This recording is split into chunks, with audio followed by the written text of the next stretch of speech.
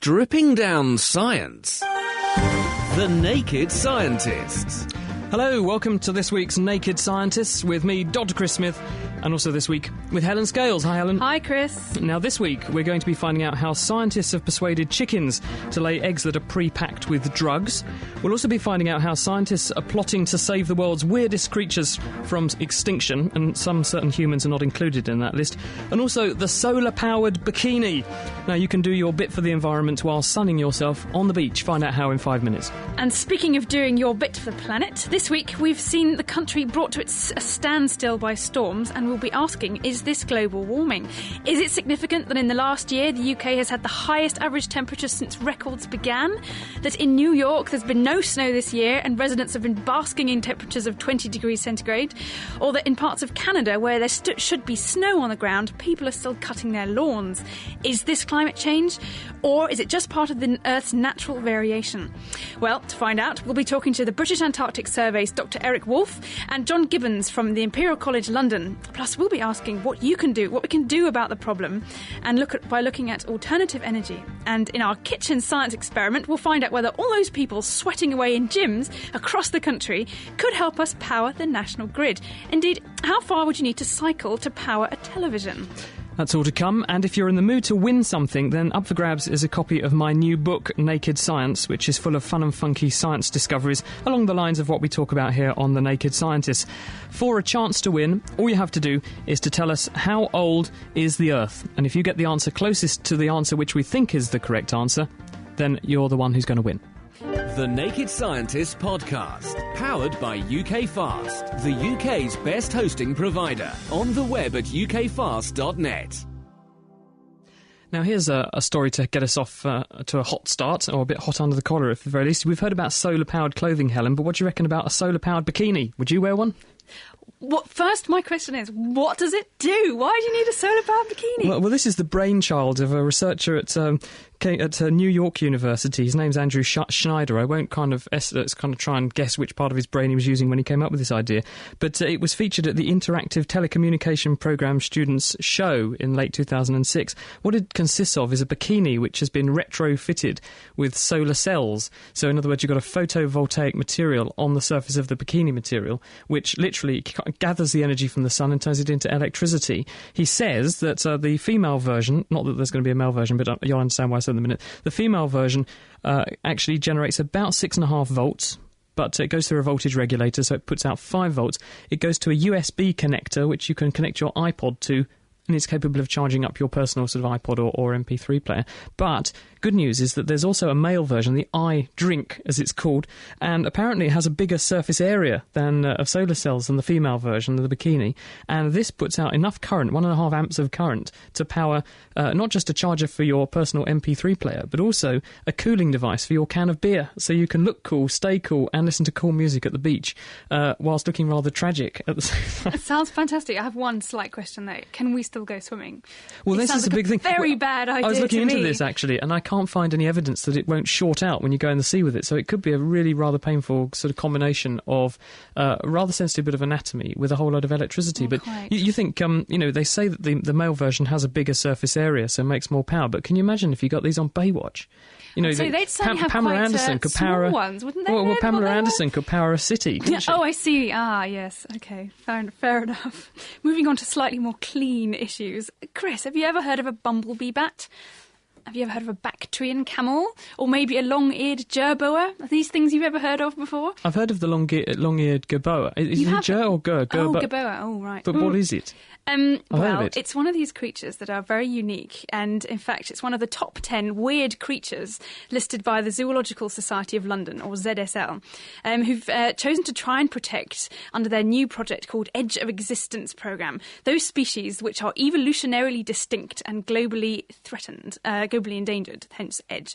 And the project focuses on animals that not only are in immediate need of conservation action to prevent them from going extinct, but they're also very strange and distinct with not many close relatives, species that truly are one of a kind.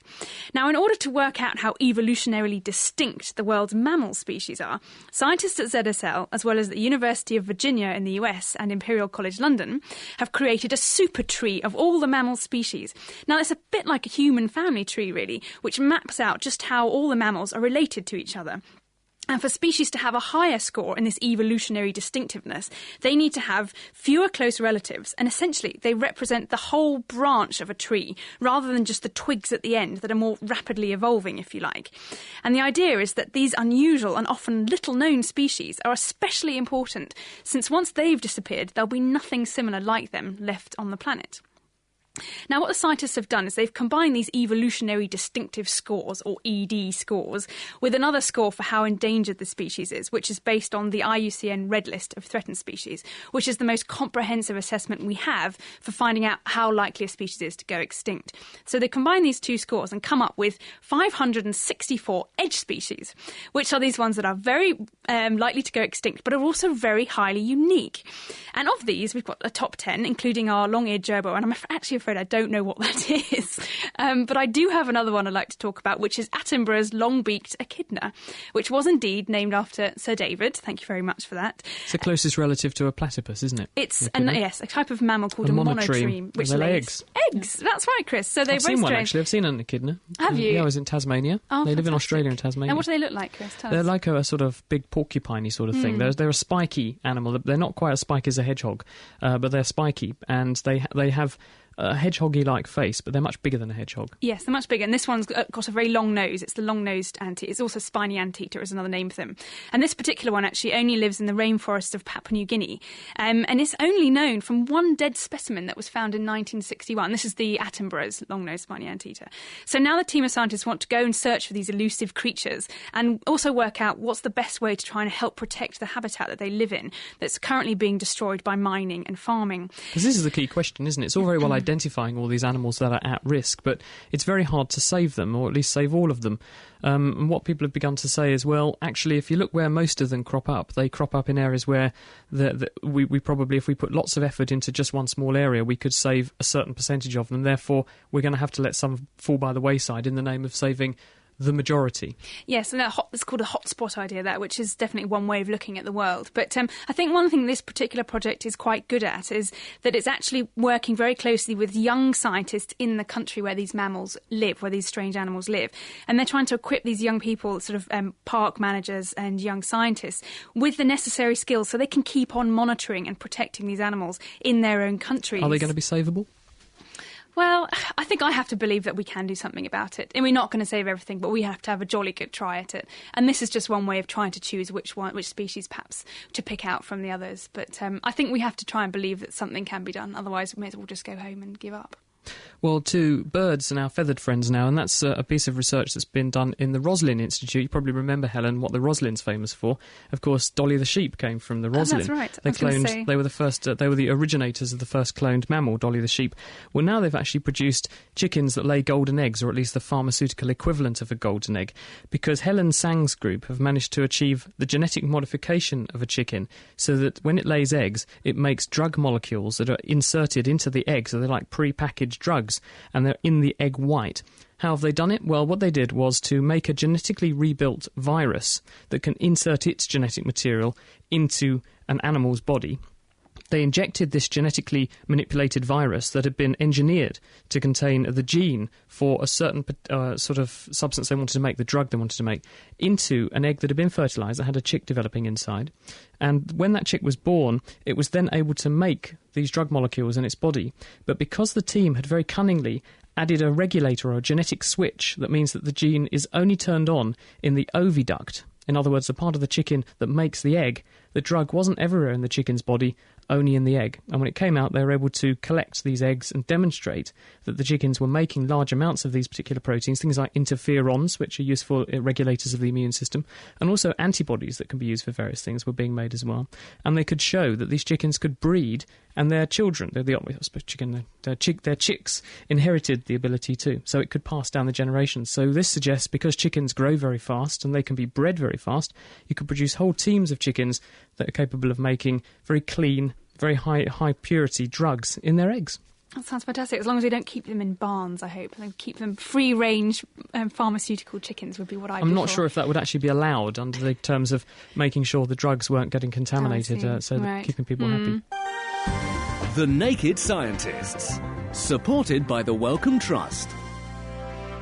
Now, to kick us off on our energy-related show, the Science Update crew look at the most environmentally friendly way to get around, foot power. But we all know that walking long distances can be a bit tiring after a while, so Bob and Chelsea find out how we might be able to ease the load. This week for The Naked Scientists, we're going to tell you how you can save your energy and save your back. The first trick, Chelsea's here to tell us, is to use bungee cords. Whether you're a hiker, a paramedic, a grade schooler, or, of course, a field researcher, a heavy backpack can be a real pain. Now, University of Pennsylvania muscle physiologist Larry Rome has designed an ergonomic pack that can lighten the load and potentially prevent injuries. It's rigged with a springy, stretchy bungee cord, which allows the load to glide up and down on a frame as you walk. That eliminates the exertion of lifting the pack a few inches every time you take a step. Essentially, the bungee cord just stretches so that the load stays at constant height from the ground. If the load doesn't move with respect to the ground, then it doesn't have to be accelerated, and there's no accelerative force. That may sound trivial, but Rome says these peak forces can double or even triple a pack's load while you're walking or running. In contrast, the bungee pack's effective load stays very close to its actual weight. Thanks, Chelsea. If you sit for a living, the common wisdom that you should sit up straight could be wrong. This according to Wasim Bashir, a musculoskeletal radiologist at the University of Alberta in Canada. He and his colleagues used a new full-body MRI scanner to study various sitting positions. Sitting up bolt straight, 90 degrees, with your back straight and your legs parallel to the floor, increases the amount of pressure in your lower back discs and strain on your muscles and ligaments, and also causes squashing off the discs when you're in that position. They found that it's much better to recline slightly with your knees well below your hips, creating a wide angle between your thighs and torso. That's hard to do in most office chairs, but Bashir says putting a wedge-shaped cushion under your back and raising the seat height can help. Unfortunately, they found that slouching, which is what most of us do, is still not smart. Thanks, Bob. Next time, we'll talk about a new surprising hypothesis about life on Mars. Until then, I'm Chelsea Wald. And I'm Bob Hirschon for AAAS, the Science Society. Back to you, Naked Scientists. Thanks, guys. And that's if you can't wait till next week to hear more Science Update, then you can go to their website, as always, at www.scienceupdate.com. Got an email here from Fred, who is a farmer. He says, excellent show. Listen to it whilst I'm farming. The humour and insight make the days on the tractor fly by. The topics you cover are always very interesting and informative. And I've shared several shows with friends and family. That's because Fred's downloading our show via the podcast, which you can get from thenakedscientist.com. That's our website. He says, can't wait till spring so I can load up the pod with the archives and hit the fields. Well, Fred, you could be out on your tractor sooner rather than later if the climate keeps going the way it is. And we're exploring later on this week the science of climate change with Eric Wolf from the British Antarctic Survey. He's going to talk about what the evidence is that there is a climate change signal. And also John Gibbons here from Imperial College. He's going to try and help us to understand what we can do with some of that carbon dioxide we're producing as a consequence of pumping out all of these, or producing all the energy we need to fuel our energy-hungry world. I've got another podcast listener here, Rob McDonald from Huddersfield. Thank you very much for your email. He says that he loves the show and it makes him want to move to Cambridge so he can listen to it live. So thanks for letting us know that, Rob. That's fantastic. And he has a question for us. He says it's regarding fats. Now, you hear people referring to such things as good and bad fats, i.e. peanuts are a source of good fats, in inverted commas.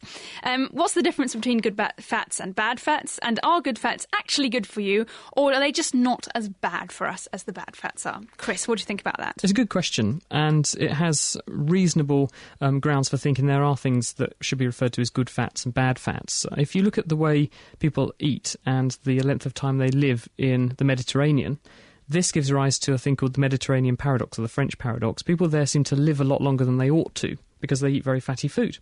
But the fats they eat are of a certain type. They're very rich in things like olive oil. And if you look at the olive oil they're eating, what's in olive oil? Well, it's very rich in a type of fat called a monounsaturated fat. Now, when we talk about fats, we're talking about long chains of carbon atoms all linked together. And you can either have one bond, in other words, one line between one carbon and the next, or sometimes you can have a double bond. And if you have lots of single bonds between them, then that's saturated fat and it's bad for you. And the reason it's bad for you is like lard. All of the carbon chains can get very close together and stack up very, very neatly, and this forms a very solid block of fat. And it's not very chemically exciting, and it just clogs your arteries up. If you have things like olive oil, with these, it has this one single double bond in it. So it means that the chain gets kinked so the carbon chain gets bent or kinked wherever that double bond is, and it means that the oils, when you try and press them together, they don't stack up very neatly, so they don't form this block of solid lard. They're actually much more chemically exciting, and this is why we think that they might be good for you, because when you feed people these oils, they actually reduce the cholesterol level in the bloodstream, or they push up the level of what we call good cholesterol, because when you eat fat, it raises cholesterol in the bloodstream. And that's because when we absorb fat from the intestine, we secrete substances from the liver, which are very rich in cholesterol, to help the fat be absorbed. And those substances which are in that stuff you secrete from the liver, a lot of cholesterol, come back into the body and then go into the bloodstream. So if you eat a lot of fat, your cholesterol level goes up. But if you eat olive oil and things like it with unsaturates in it, then it seems to not increase your cholesterol level in a bad way. It increases what's called HDL, or good cholesterol. So there is a grounds for breaking fats down into good and bad. And the bad ones are the saturates. They clog arteries. The good ones are things like olive oil, the oils, the unsaturates, and things like vegetable oils, because they're believed to be a bit better for you. But I guess we still have to think about maybe our diet and our weight and not having that much fat in our diets. And then we shouldn't spend our whole time drinking gallons of olive oil. But that's sort of another issue as well, I suppose, isn't it? Now, I should have said just before that this email I've got from Rob McDonald said, P.S. Kitchen Science rocks. Now, have we got some feedback on Kitchen Science, haven't we, Chris? Well, last week that someone wrote in to say that they were less happy with Dave's Kitchen Science, and they thought that it wasn't as enthralling as it could be. But then lots of people said they did like it very much. So I said to people, what do you think about Kitchen Science? Tell us something about it. And so it's now spawned this deluge of mails. Steve, who's in Vancouver in Canada, says, I was just listening to the podcast and wanted to come out in defence of Kitchen Science. It's one of my favourite parts. I think it would be great if you folks videoed it too.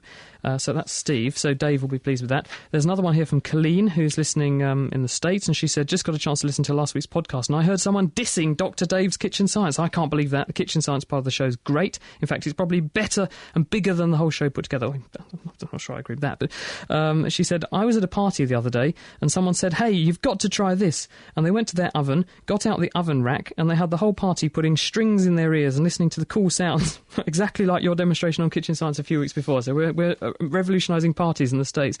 This one from Bob Stanton, who's actually in the UK. He's got a question as part of it, his email as well, but he says, great show, best bits Kitchen Science. But then an interesting question. He says, I remember you saying that jet streams flow laterally due to centripetal forces. If CFC gases caused the hole in the ozone layer over the poles, how did those CFCs get there? Why concentrate over the poles? Oh gosh, Chris, I think you're going to have stumped me there. I wonder if any of our either of our guests in the studio know anything about that. I mean, I sort of can have a go at this, but Eric, do you want to have a go at this one?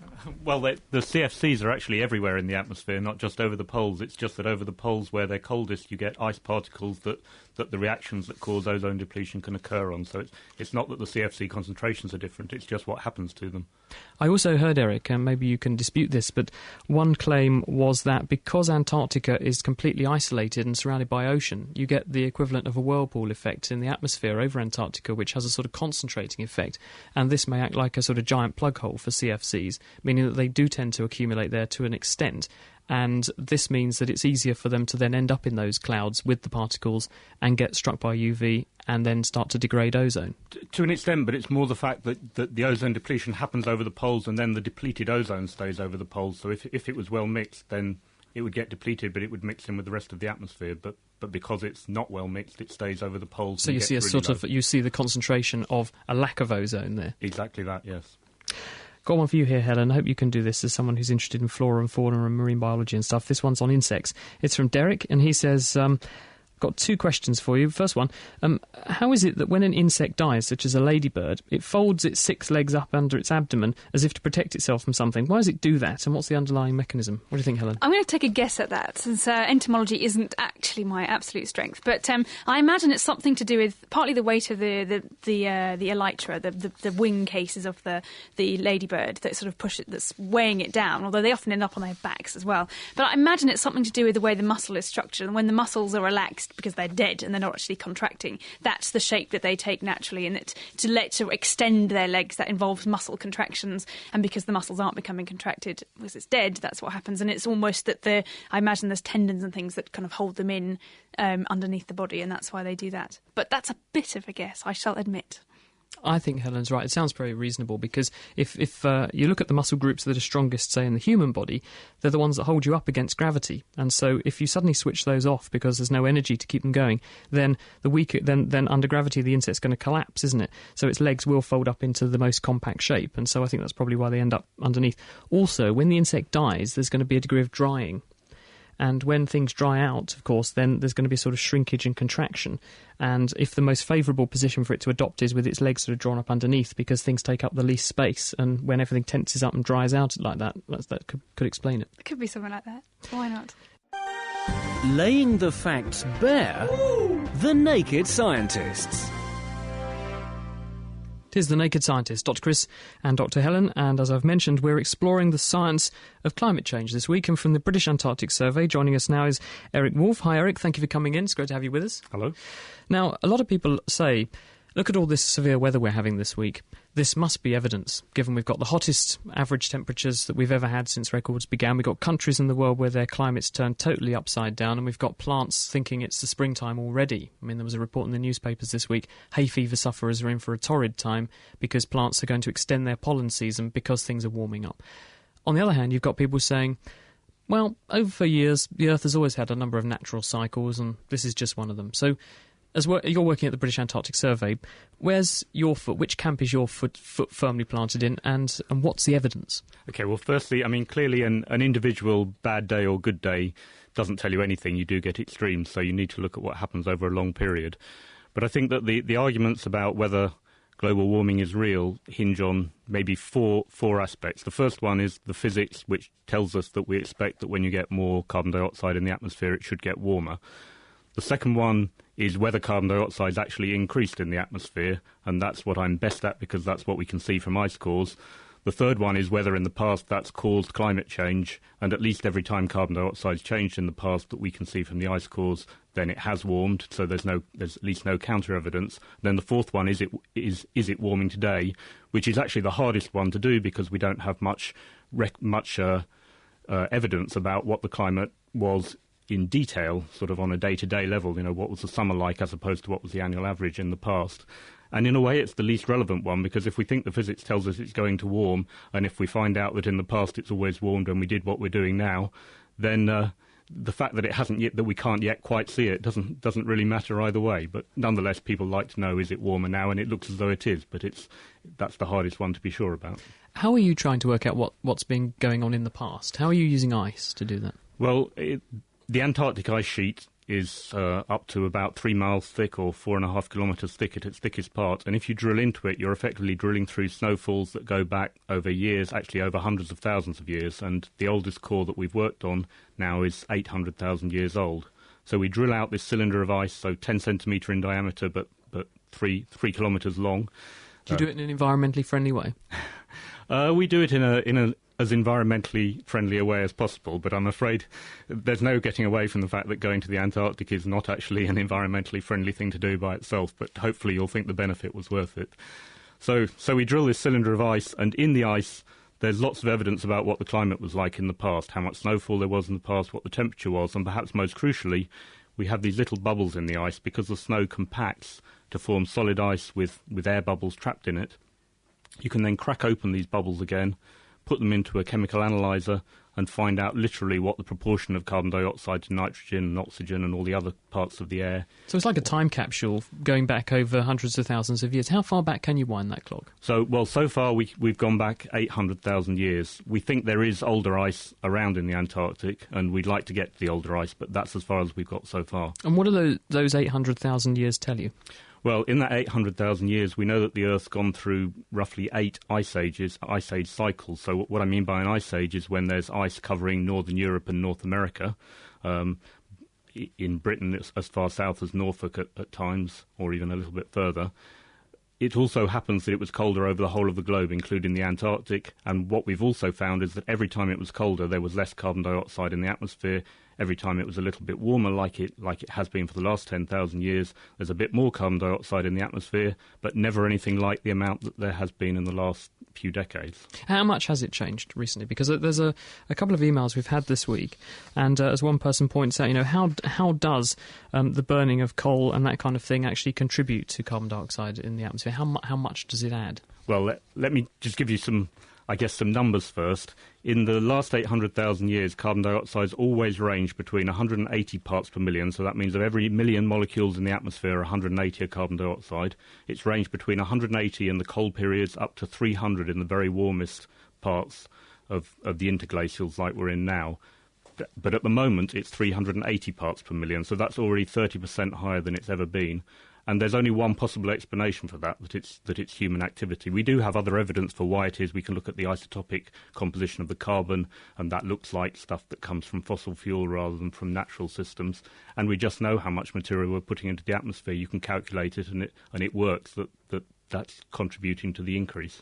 But at the same time, whilst you can demonstrate there's lots of carbon dioxide in the atmosphere, it doesn't actually tell you that that's the thing that causes the warming, though, does it? Because there are other things that can be more of a greenhouse-provoking agent than carbon dioxide. Take water. Water's much more of a heat reflectant than carbon dioxide, isn't it? It keeps us warmer than carbon dioxide does. Methane, too. Absolutely. The biggest greenhouse gas is water vapour, but of course we don't have any control over water vapour, so the water vapour just acts as a feedback in this system. It's the carbon dioxide that we can actually do something about. Methane as well, but methane, although it's more effective, is at lower concentration. But that's also double now the concentration that it was any time in the last 650,000 years. So there's no comfort to be had from talking about other gases like that. So the carbon dioxide is increasing very fast, actually about 50 times faster than any time we can see in the historical record. But you're right to ask, how do we know that that's causing the change? We can see that every time in the past when we came out of an ice age, the CO2 increased. If it didn't do that,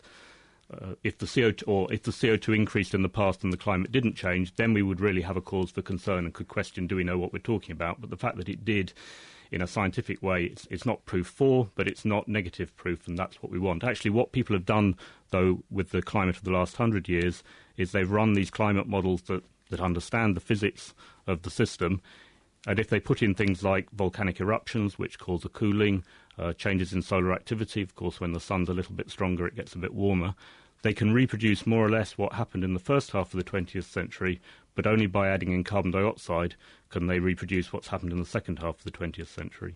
So that seems to be the nail in the coffin for carbon dioxide, because we've got a couple of emails here from people who are mentioning the volcanic eruptions. Simon Jennings says, I've heard it suggested the eruption of Krakatoa causes massive cooling of the Earth's atmosphere, and these effects are now diminishing. Could this be a contributory factor to global warming?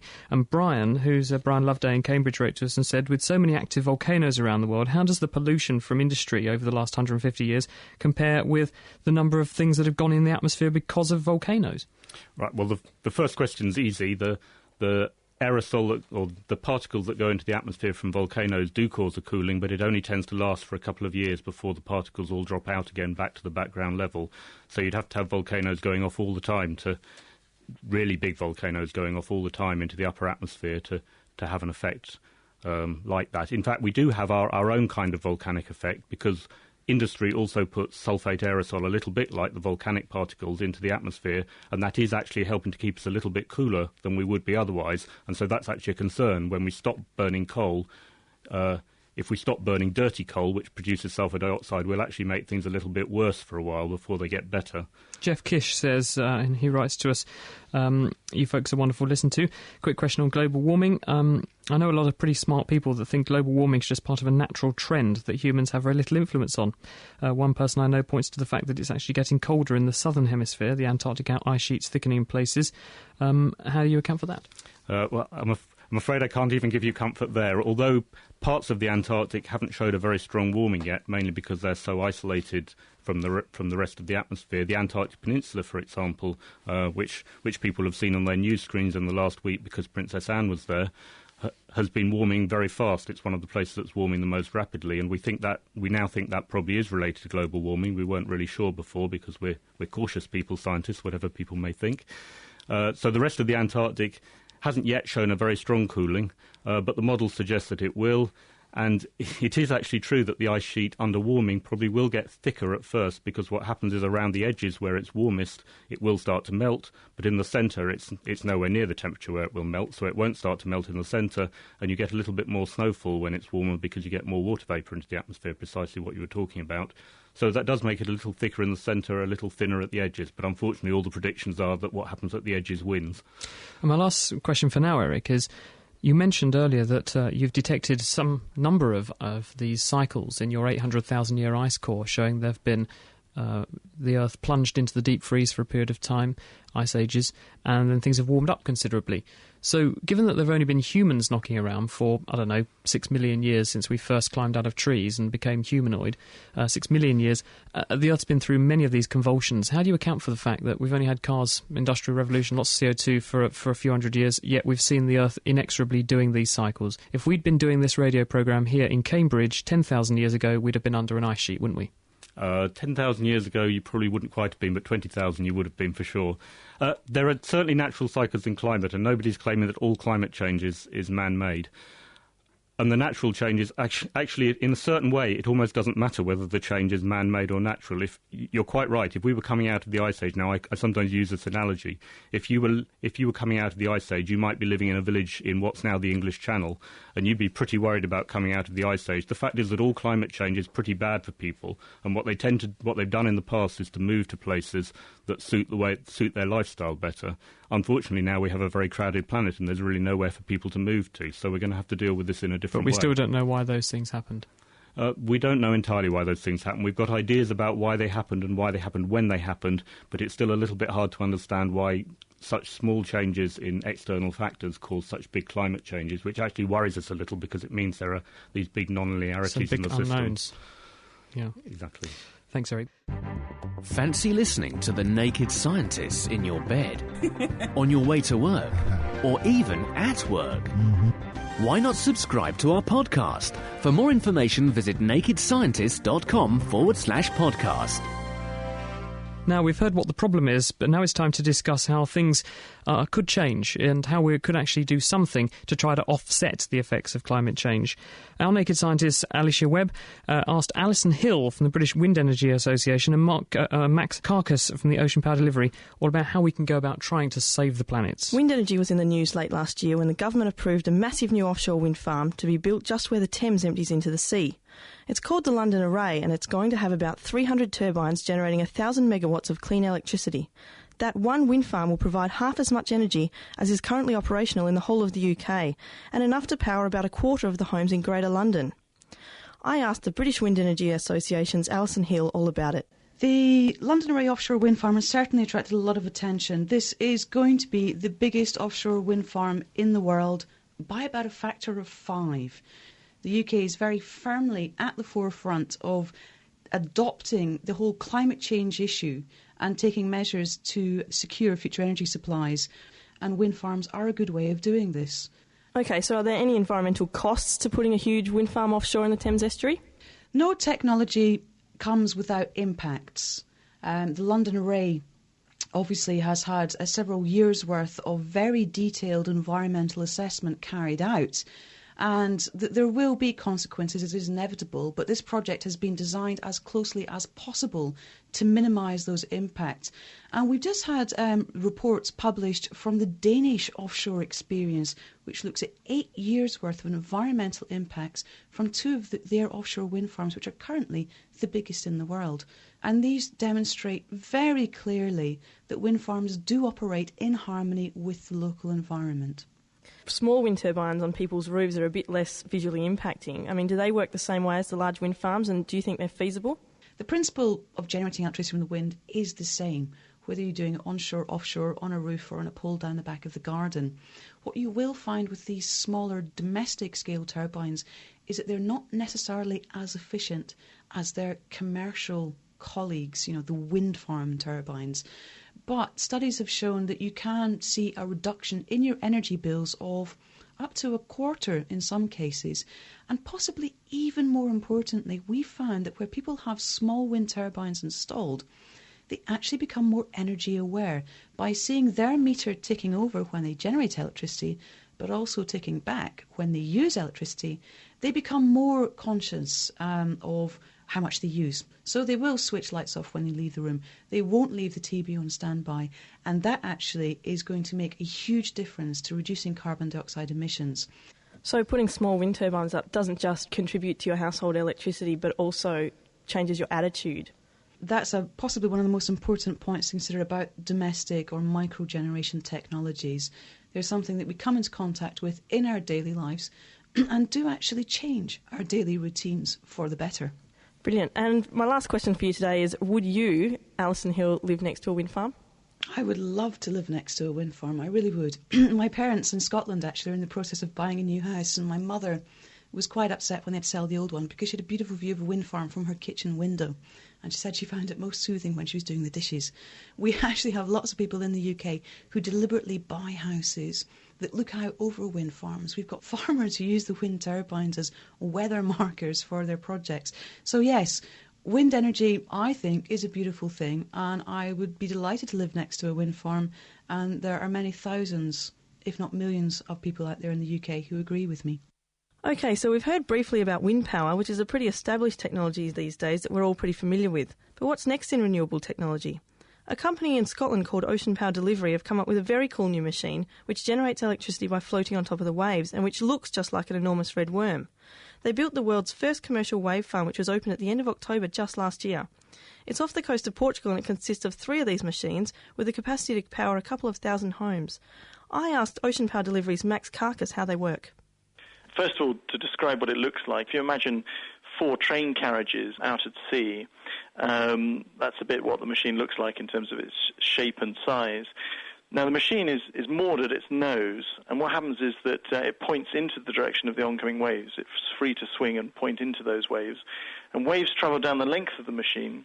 And in doing so, each of these, if you imagine them as train carriages, articulates both up and down and side to side. And that movement's resisted by hydraulic rams, which are a bit like big bicycle pumps, which pump high-pressure hydraulic fluid through hydraulic motors which turn generators. What environmental impacts could the machines have? We certainly think that our footprint is very small. We have no fluids or greases in direct contact with seawater. We've got no rapidly moving pieces of equipment in the water. I mean, it's fair to say we're biased, of course, but we think our environmental impact is actually one of the least of any of the main power generating technologies. What about the comparative costs? That's absolutely right. The costs at this stage are higher, but that's because the technology is relatively immature. Like with all these technologies, you've got to produce something and get it out there in volume in order to drive the cost down. And what gives us tremendous hope is that our opening costs are substantially below where wind started 20, 25 years ago, and substantially below the current costs of solar photovoltaics. So all the projections are is that if we can really deliver into this market, then wave energy has the potential to become one of the cheapest costs of generation. So why is it, do you think, the development of wave power is lagging so far behind the development of wind power? Well, I think it's a mix of things. The challenges are threefold. They're technical, to make something that works reliably and can cope with the conditions. They're commercial, which is to find the right partners to work with. But also, importantly, they're political, because, what we're trying to do here is what any business school would tell you not to do, which is come up with a new product in what is, after all, a commodity market. Electricity is just a commodity, and what comes out of the socket, you can't really differentiate a bit between. People don't kind of brag about wave power electricity to their friends and enthuse about the electrons being made by artisan wave power engineers off the coast of Orkney. So what's really required, and has always been the case in energy technologies, is a feeder market that can allow these things to go forward. And if we can do that, we can also build a major industry. If you look at wind turbines, it employs many tens of thousands of people worldwide, but sadly not so many in the UK, because we really missed the boat on that. So let's not miss it in wave energy. That was our own naked scientist, Ali Webb, exploring some alternative ways to generate electricity, including wave power. And before that, the Thames Gateway project, what's going to become the world's biggest wind energy generating project when it kicks off. You'll be hearing more from Ali later in the programme when we put her through her paces in a gym in Cambridge to find out how much energy those people sweating away in gyms right around the country could put into the national grid. Could you power a television? Well, we'll be finding out. Peter, who's in Norfolk listening to us, says, "Hi, Dr. Chris, what's the effect on the environment of all the stores that have hot air blowers heating the outside in their doorways?" Well, good point, Peter. It's a tremendous waste of energy. Each of those fan heaters is probably burning off 4 kilowatts, which is a massive amount of energy, and they're running 24/7.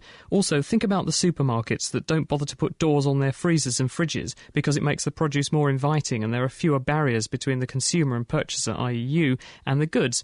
That's a huge amount of energy that's spilling out into the room. They try and recycle some of it, but it's a huge amount of energy that just means that you're having to heat the room and at the same time cool the room, and it burns off a massive amount of electricity. And all those bright lights that keep on all night as well are no good either. Really, supermarkets, dreadful places. Stripping down science. Okay, let's do it. The Naked Scientists.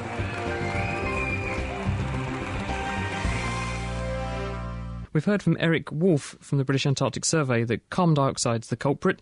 What are we going to do with it? Well, Ian Gibbons is here with us from Imperial College in London. Hi, Ian. Thank you for joining us. Yeah, hi.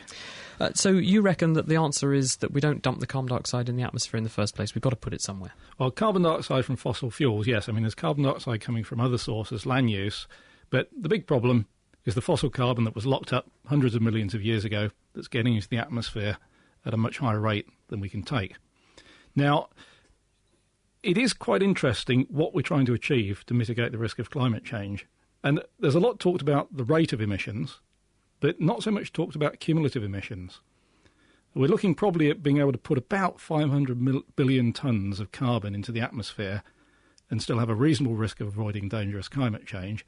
And there's probably 10 times as much carbon as that in fossil fuels. So in other words, there's a time bomb sitting beneath the surface of the Earth just waiting to go off if we unleash it. Absolutely. So what are you saying we should do about it? How do we get around the problem? Because we need energy, don't we? We do, but the amount of energy we need is fairly variable, and I think you can get quite fixated on saying, well, we'll give people as much energy as they want. If you're thinking about climate change, just think about CO2.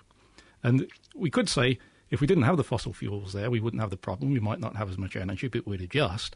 But the big thing to say is, look, if you're going to use fossil fuels, you have to use them in an environmentally responsible way, and ultimately that means capturing the CO2. And one of the things that we do worry about, or I worry about quite a lot, is that if you leave them there and don't use them, you have wind power, as we're hearing about, effectively you're saying, I've left some fossil fuel in the ground by using that wind power. But for that to do any good, essentially people have to not use it for the next 1,000, 2,000, 3,000 years. And some of it's going to get burned off anyway, naturally, isn't it? Some of it's going to seep out and escape. No, that's pretty low. I wouldn't worry about that. OK, so what you're advocating is that we've got a power station opening that burns coal in China every single week, a new one. What you're saying is that what we need to be doing, not just in China but everywhere, is have some way of making sure the CO2 that's coming from the coal it's burning is not going into the atmosphere. So how do we do that? Right, there's essentially 3 ways. One way is to capture the CO2 that's coming out of the chimney, to scrub it out in a solvent that absorbs it, then you release it as a concentrated gas, compress it till it's liquid and then put it underground. Another way is to burn the coal with oxygen, so you just get a reaction that makes carbon dioxide directly and you clean it up a bit and then put that underground. And then a third way is to gasify the coal, turn it into a fuel gas which contains... Syngas, for example. Yeah, that sounds a bit bad, doesn't it, really? Syngas. Well, I guess it is. No, this sin, is good stuff. No, this isn't sinful. Turn it into a gas which the carbon is there as carbon monoxide, and then instead of burning the carbon monoxide and reacting it with oxygen to make CO2, react it with water vapour to make hydrogen, and then separate out the carbon dioxide and put that underground. OK, but how much energy does it take to clean up the CO2 coming off of a coal-fired power station? And therefore, how much more coal are you going to have to burn to make up for the amount of energy you're sinking into these clean-up mechanisms? Yeah, you got the wrong idea there. Why are you worried about how much coal we burn? I told you we've got probably 10 times as much as we can safely put in the atmosphere. You've got to recalibrate your thinking. But I'm thinking, are we flogging a dead horse? Should we just say don't burn these fuels and we should sink the money and the energy and the effort not into putting the carbon dioxide away, but not producing it in the first place? OK, well, I mean, if you think you can get the Chinese to follow along with that, go and tell them. But do you think you can get the Chinese to follow along with your strategy of scrubbing the emissions from their power stations? I think you've got a lot more chance of asking people to modify the way they're operating by a relatively small amount, burning perhaps 20% more of the coal. Depends whether you put it against technology that they had 10 years ago, in which case you're burning the same amount. So you basically got life as usual. You carry on and you don't put CO2 in the atmosphere. Just as an example, if we were talking about dealing with the carbon dioxide from oil, costing, say, $50 a tonne to deal with it, that would add the equivalent of $20 to a barrel of oil. You wouldn't notice it. Well, not in Gordon Brown's Britain anyway, but in America they might. But what's the state of technology in achieving this? It's all very well us saying, oh, this is what we need to do, but are we in a position, technologically speaking, to make this a reality? We certainly are in a position to make it a reality. We're not in a position to roll it out on all new power plants overnight. We're talking about developing some big technology. Power plants have to be reliable. They have to run for a long time. We need to learn how to do it. And actually what's very important, and we're discussing this a lot in the business at the moment, is how to get the first plants built. The EU just announced it wants to have up to 12 plants with carbon capture and storage running in Europe by 2015. But what they don't say is when the first one of those is going to be built. We're just debating in the UK at the moment how to fund 1 or 2 new power plants with carbon capture and storage that will be flagship projects for the world. Sorting out the sparks from the quarks. The Naked Scientists. For more information, get online at nakedscientists.com.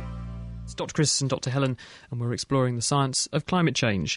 Now, over the last few months, we've had a couple of emails asking the same energy-related question, which is, would it be possible to hook up all of the exercise bikes around the country to the national grid so that all those people sweating away in the gym can actually help to do something useful with their energy they're wasting? Well, never to turn down a challenge, our Naked Scientist team, including Dave Ansell, Derek Thorne, and our resident Australian, Alicia Webb, went to a gym in Cambridgeshire to find out, and here's how they got on. So we are in a gym in Cambridge and we're going to be finding out whether it is possible to hook up all of the exercise bikes in the country to the national grid and, make it much easier for us to power this country that we live in. So here we go. We're with Ali and Dave, basically. So, Ali, firstly, we're going to be getting you to cycle on an exercise bike to actually see whether you can, help power the grid. What do you think, though? Do you reckon you'll be able to kind of contribute to the national grid? I've got very strong legs. I should be able to drive a few houses. All right, OK. And with us also is Dave, who's going to be explaining how all of this actually works and how the power grid works. So what have you got with you, Dave? Well, to start off with, we're going to be looking at how all the power in the country is generated, pretty much, apart from maybe solar cells, so 99.99% of the power. So, first of all, I've got a magnet, which is a sort of tubular rod thing, and a coil of wire attached to a meter which measures how much electricity it's producing. So, Ali, would you like to take the magnet and put it in the middle of the coil and watch the meter? Well, I seem to be making a current just by moving the magnet in and out. Yeah, so what we're seeing is we're actually seeing the needle on the what's it actually measuring? Is it amps or something? Yeah, it's measuring the amount of current, the number of amps. Okay, so we are getting a bit of current there because the needle on this current meter is kind of going over to the right, basically, when Ali actually moves that magnet inside, kind of in the middle of that circular coil of wire. So what's going on there? Well, basically, if you move a magnet near a coil of wire, you produce a voltage, and that voltage produces a current if there's somewhere for the current to go. OK, so that sounds like something very handy, which we could use to good effect. In fact, we do all the time. Down here, I've got a slightly more complicated version of this. Basically, it's a hand crank generator, which the army uses to power their radios. Even now? Even now, because if you're in the middle of nowhere and your battery's flat and you can't call for an airstrike, you're kind of in trouble. So, and I've wired that up to a couple of lights, and we can see what happens when you turn the lights on to how difficult it is to turn. OK, well, let me just quickly describe what this is before we start turning. It's basically a wooden box. It's about the size of, quite a large radio, I suppose. And it's got a kind of a perspex front, so you can see part of the insides. And there's a big metal handle which goes around in a circle, and there's 2 light bulbs in there as well. So, Dave, what would you like Ali to do? Well, if she wants to turn the handle, that will spin the magnets and the coils around inside and hopefully generate some electricity. OK, so we're doing the same sort of thing with the magnet in the coil. We're generating a current. OK, so off we go then. So to start off with, I haven't got any lights turned on. I'm going to turn on a small 5-watt light bulb. Feel any difference there, Ali? Yeah, it got a little bit more difficult. I'm going to turn that one off and turn on a 10-watt light bulb. It's very difficult to turn now. Come on, I thought you could power a couple of houses. What's going on here? A couple of houses, surely that's the same as a 10-watt bulb. Indeed, yeah, OK. And now I'm just going to turn on both of them. And now it's hard, basically. Ali's really... Well, you're doing well, though. You are getting that thing round, so That's brilliant. OK, so there we go. So that's what the soldiers have to do in the field then to power their radios. And, of course, if people have wind-up radios, is this the same sort of thing as well? Yeah, it's basically the same sort of thing. The energy that we're producing, that we need to turn on the light bulbs, is all coming from Ali's arms. So the more energy we use in light bulbs, the harder Ali's got to work. The thing is, it did get much harder when you only switched on a bulb, didn't you? And it actually got much harder, which seems kind of odd. So what's going on there? Well, actually, what's happening inside the generator is when a current flows through those coils, they turn into electromagnets, which fight you moving the magnets around, which make it harder to turn. The thing is, though, I mean, is this actually so different from what happens in power stations? That is exactly what happens in a power station. You burn coal, oil, or uranium, pretty much, in order to power an engine, which turns a generator, which makes your power. So there we are then. We've now actually got this exercise bike, which we want to see how much we can power. So Ali's going to get on there. What would you like now, Dave? Well, basically, your arms aren't very strong, and that generator isn't the most efficient. So what we've got here is an exercise bike here in the gym, and we're going to get Ali to pedal as hard as she can, use the biggest muscles in her body, her legs, and see how much power she can produce. All right, OK, so the legs, the Ali legs are ready to go. OK, so off you go then. And we've actually got quite a newfangled exercise bike which tells us stuff, doesn't it? So what does it actually tell us? Well, at the moment, Ali, how hard are you working, Ali? Medium hard. Apparently she's producing about 150, 160 watts, so maybe enough to power a decent-sized TV at the moment. All right, then, can you accelerate any more? Yes, here we go. OK, so now Ali's working as hard as she can, her hair's flying all over the place, and she's maybe producing 280 watts, which is about the same as a computer without the monitor running. The thing is, could you have kept that going long enough to do anything useful on a computer? Absolutely not. OK, fair enough. So there we go. We could have, had a computer on for about 10 seconds there. Let's say, though, that we had, the whole nation of people working on exercise bikes. Surely that could be a bit more significant and help us power the grid. Well, there's 50 million people in the country all pedalling, maybe on average, because some of them are kids and some of them are old, maybe on average producing about 100 watts each. That is going to be about 5 gigawatts with everyone pedalling all at once. Now, that sounds quite good. That's about a big coal power station, which is pretty good going. But that's the whole nation. That would be the whole nation sprinting on an exercise bike.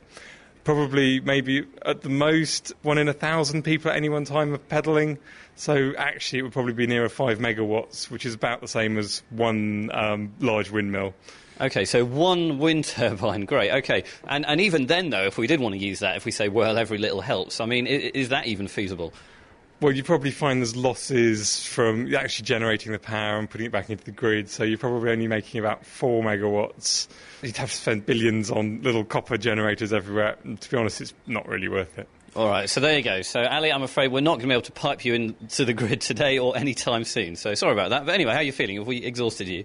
Yes, it is quite exhausting to try and power a computer with no monitor. But all in the name of science, so there you go. All right, well, thanks very much to Ali, who's been pedalling hard, and Dave, who's been explaining hard, and that's all from us in a gym in Cambridge. Thank you very much, Derek and Dave and Ali, for that kitchen science. Next week, the team are going to be in Hugh Hunt's kitchen to find out the science behind how your dishwasher works. And now the answer you've all been waiting for. How old is the Earth? Our teaser question this week. And we had lots of really close answers, and lots of you are actually bang on. So we've had to pull a name out of the hat.